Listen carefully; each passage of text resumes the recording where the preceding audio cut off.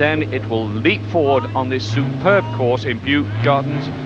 2, 1, and the Welsh International Competitive Station gets underway.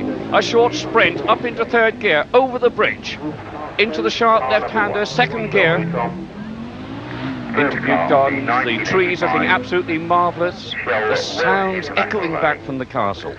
Let's really enjoy this four-wheel drive quattro. Thousands of people here this morning as she comes. This is a difficult stage. This is one where the least mistake can make things very, very difficult. Sharp left-hander now gets going into a right-hand kink now. Michele Mouton, 0 to 60 in about 3.5 seconds in this motor car. The turbocharger boost well up. Audis have had a very bad record of reliability recently. My gosh, he's hanging on. About a mile into the course, she'll come to a very sharp left-hand hairpin, which hooks right back. And don't forget, folks, Michele Mouton doesn't know this course. None of the drivers have seen this course or driven it before. Coming up very rapidly indeed. This is the hairpin. Oh, I think we're going to see some fun here. The four-wheel drive will go very well on that grass, just misses the tree and keeps going. Now halfway, approximately just over halfway down the course, Michele Mouton. 1984, she's been developing the Audi Quattro Sport, finishing the RAC rally after a series of mechanical setbacks. In fact, on the circuit of Ireland, she failed to finish again because of mechanical failure. She's really tigerish and will be looking for a good result. Here she goes into the left-right, coming out to the right-hander, swinging along, having reached some 120 miles an hour during the course of this stage, goes through the finishing traps, stops, and we get a time of 1 minute 46 seconds. 1 minute 46 on our clocks. Number 4, Jimmy McRae, all the way from Scotland, the man that is absolutely incredible and is in 4th place in the championship with 15 points. Trees looking beautiful. Driving the Opel Manta 400, 275 brake horsepower. He'll give the crowd here a great deal to look at. Jimmy McRae, 3 times in the last 4 years, he's won the Open Rally Championship. Oh, his head comes out beautifully. The Open Rally Championship. He's never shone on the Welsh International Rally, second in 1981 for this 41-year-old ex-plumber. His sons are already learning to rally. In fact, he was a former motorcycle trials champion, stayed loyal to General Motors products for many, many years. 4th on last year's Welsh and hitting up about 120 miles an hour right there. Fastest part of the course, coming up to the hairpin any moment. Still actually where the dust really comes up for us. About a minute gone, so he's pushing on very well. National breakdown, he failed to finish earlier this year. We started from York, finished 8th on the Costa Bianca rally in Spain, won the 85 Circuit of Ireland. That's his 4th ever circuit win, and Jimmy McRae is probably the best exponent on tarmac in Britain today. Very, very proud of Jimmy McRae. Super character, just hugging it beautifully here in Butte Gardens. Lovely to see the Welsh International starting in Wales. 1:33, I've got that for Jimmy McRae, which puts him fastest.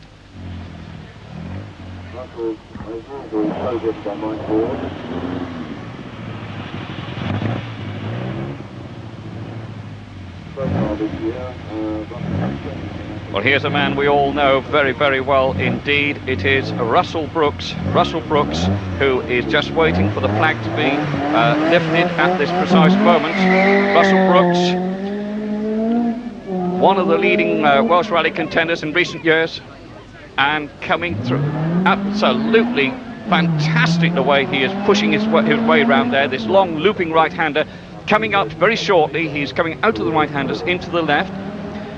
He's driven Ford Escorts before on road events, starting Group 1, then switched to Talbot. We seem to have forgotten about that. And don't forget, they won the World Championship in 1980.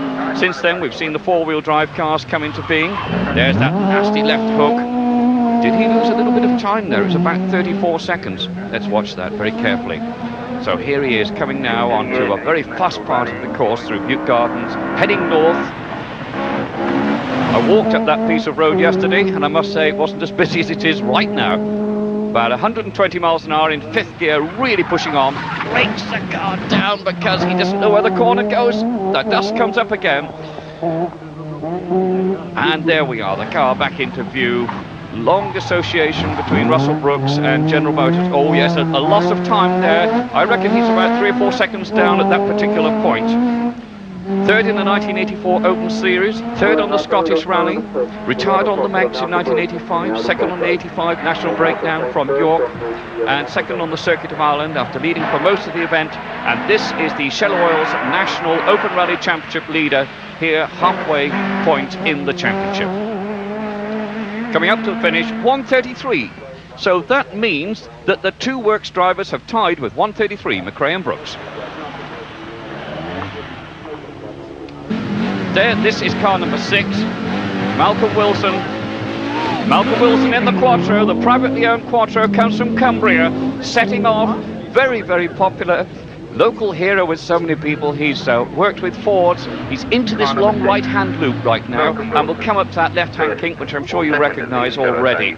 He's a former British National Rally Champion, spending time at the moment, although he's got this private drive with this Quattro, he is spending time developing that right-hand out to the bottom of this long looping right-hand series, comes into the left-hander, and will now really put on speed.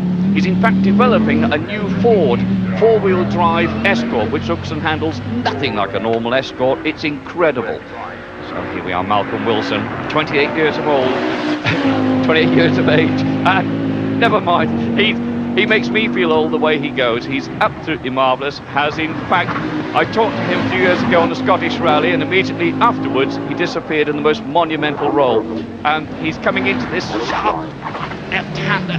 Now the four-wheel drive should really pull him off the grass. See how just missed that tree. That was a little bit naughty, that was. Wilson there, finding it very, very difficult indeed. Very, very difficult indeed. Malcolm Wilson, fastest part of the course now, really going along, starts to break down. He's coming up towards the end of the course. Is he going to beat McRae and Brookes? 1:33, don't forget, for them. It's close, it is. 1:30, we've got it. Fastest time, Malcolm Wilson beating the Works Opel Mantas. Kevin Gormley and Terry Kaby. Kevin Gormley and Terry Kaby. Terry Kaby, much underrated in the UK. He certainly is, in my mind, one of the fastest men on tarmac, and crashed out of the Circuit of Ireland only a couple of weeks ago at Easter whilst lying fourth. A very heavy car, this Nissan, a very heavy motor car, but Terry Kaby will certainly make it handle. He ran into a very strong bank on the Circuit of Ireland and didn't do the car any good at all. It's a privately entered motor car. Won the Corte Ingles Rally in Spain last year, fourth on the Ziatni Rally in Bulgaria last year, and seventh on the RAC Rally, except for the fact he missed a passage control. Now the point of rallying is, as Terry Kaby and Kevin Gormley come round our sharp left-hander, is that the times on each stage are added together, and the driver in each classification, this is a highly modified car running in Group B, in fact are added together, and the one obviously with the shortest amount of time in total for the period spent on the special stages is the one to judge the winner of that class or overall. So here is Terry Kaby, lives just outside Silverstone Racing Circuit, comes up to this sharp left hand. Look how tight this corner is. This Datsun should come round with the tail, a little bit of handbrake, out it comes, misses the tree very nicely indeed. So Terry Kaby, 34-year-old, and lives down in Northampton, a professional rally driver. Fourth on the Corsica Rally way back in 1981. Has had some very bad luck, has driven for Vauxhall Opel in the past. See the opposite lock on that left-hand corner. Watch the front wheels moving in the opposite way to the car. Into the finish, 1:35. 1:35 then for Terry Kaby. A very good performance, rear-wheel drive car. Next car to go is, in fact, number 8, local Welsh hero, comes from Haverfordwest. This is David Llewellyn, who is the guy that upheld the Audi Quattro honour on the Circuit of Ireland, when he was the only Audi driver to finish. He was 25 years of age. Only on Friday, he's won the Pirelli cars and car conversions a diamond, which is a superb... Ooh, a little wide there. David lost time. The spectators move, and well they might. Goes wide into the left-hander, takes it well. Four-wheel drive, the tail comes out. He's really trying. Now, David, I was talking to him earlier, and he's on the grass again. Oh my gosh, he's really tigering on. Now, is he under too much pressure in front of his home crowd, or is he not? This is going to be the question. I've never seen a Quattro go like this. It's powering. The front and the tail are actually trying to change places with each other under acceleration. He's got some... You can turn the boost up on these cars. It's a turbocharged engine, and you can get 500 horsepower into this sharp left-hander a mile into the 1.6. David, it's a little wide. Oh, just misses that tree. Reigning British National Rally champion. Comes from Haverfordwest, as we say. Last year, to win the British National Series, he drove 3 different cars, an Escort, a Nissan, and a 240 RS. The Opel Manta 400, he's 3 different motor cars there. Whiting Rally, he won the first at the time of this year, 134, could be 135. Well, that puts him into second place, and Michele Mouton still well behind, but he's in second place. Look at this Opel Manta, really sitting very nice. Touch of the brakes just to make sure that there is adhesion there. Through the kinks. Coming up now towards this sharp left-hander. How is Bertie Fisher going to take it? Bertie Fisher. Well, there you see the problem with two-wheel drive is that you all go through the rear wheels, and you can end up with the car just not getting away quickly enough. 2.4 litre Opel Manta 400. And of course, don't forget that Vauxhall Opel are developing something as an answer to Audi right now, and so are Ford. It's going to be interesting, the big battle. And it's going to be not such a fast time for Bertie Fisher. Got to beat 133 to beat McRae and Brookes, and it's going to be 139 for Bertie Fisher.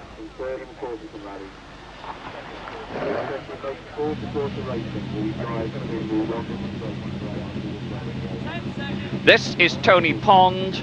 Tony Pond, who is quite incredible. If you want to see action, you've got it here. This is a Works Group A, i.e. allegedly standard, Rover Vitesse with Rob Arthur by the side of him. Tony Pond went out on this year's RAC International Rally, sorry, last year's, because it was in November, on the first stage, and in fact he has got a bit of a name for disappearing into the scenery on the first stage. We believe that it was tyre problems, at least that's what they tell me. So I wonder if he'll manage to make it home at this moment. Tony Pond is not only a Works professional rally driver, he's also a helicopter pilot. And when you see him going, oh, a nice little bit of tail tweaking there, the V8 Rover Vitesse, the car that is swept for the last 2 years, the British Saloon Car Championship, and here it is in rallying. It's a real big Bertha, it's a massive motor car, and it doesn't go like Grandad's Rover, I can tell you. Top speed about 150 miles an hour, and it is incredible.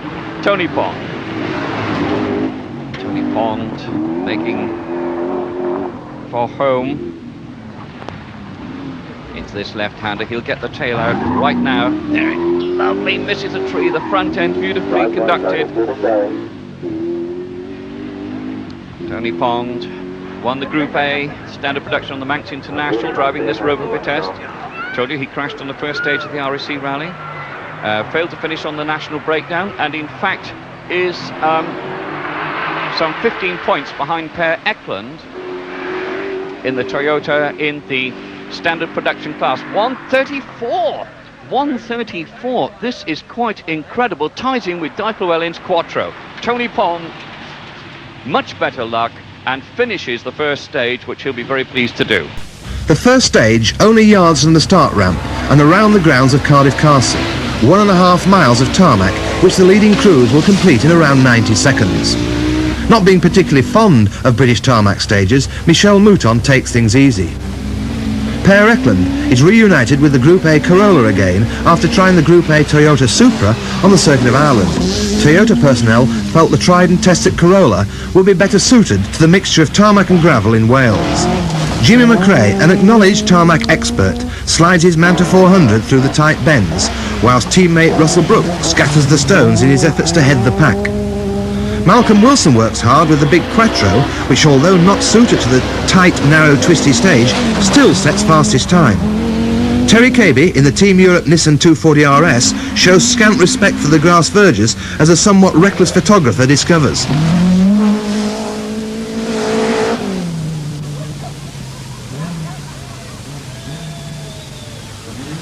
Birthday boy David Llewellyn, partnered by Phil Short, squirts the second of the Audi UK Quattros around the tarmac test, whilst hard on his heels is Ireland's Bertie Fisher in the third of the General Motors Mantas.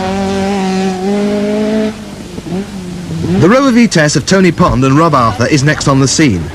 Their decisive Group A win in Ireland, and indeed their performance on the opening round, the National Breakdown Rally, serves notice of the car's potential on both tarmac and gravel. Tarmac stages over the Epint Ranges above Brecon.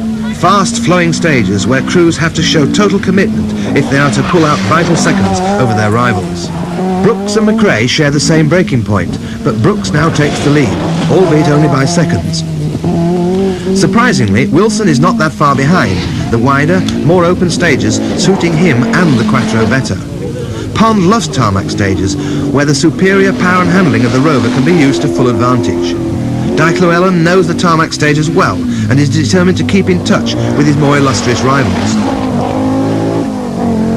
Michele Mouton really has been outpsyched by all the Epint stories and is well off the pace. Per Eklund, for so long the dominant force in Group A, has to settle for second at this point and is to slip even further back as the rally progresses. A wrong tyre choice and a spin on stage 1 puts Chris Lord down in the mid-teens. The Epint stages have an awesome reputation, and as Brookes, Wilson and McRae power past flat out in 5th gear, it's not difficult to understand why Michele Mouton is reluctant to indulge in 11/10ths motoring at this stage. The final stage at Pembroke, and Malcolm Wilson and co-driver Nigel Harris power through the stage as they head for a well-deserved victory. Michele Mouton with co-driver Fabrizio Pons, despite Epint and despite this last-minute puncture, made it into second place. Jimmy McRae and Ian Grindrod also suffered with a puncture and actually finished the stage on the disc brake when the wheel dropped off. Third place was their reward. David Llewellyn and Phil Short put in a good performance to net 4th position, only 8 seconds behind McRae. Tony Pond and Rob Arthur play to the crowd right to the end and take a tremendous 5th overall and 1st in Group A. And what of the Screensport team? Well, Chris and Ron made it to the finish in 7th place. Although when our camera caught up with them, they thought they'd done slightly better. It's a very short story, actually. It all relates to a disagreement between myself and a tree in the first time through Dovey. I just lost it on a fire brake, and she rolled round just 360 degrees, finished up back on all 4 wheels, and we got away and dropped about a minute and a half. Probably about the most expensive minute and a half I could have ever done. But have you noticed everything on the driver's side is quite immaculate? It's as one would expect, but it's all on the co-driver's side. No, really, it hasn't been a bad event, but it's been very hard. Very, very hard, really, on the car.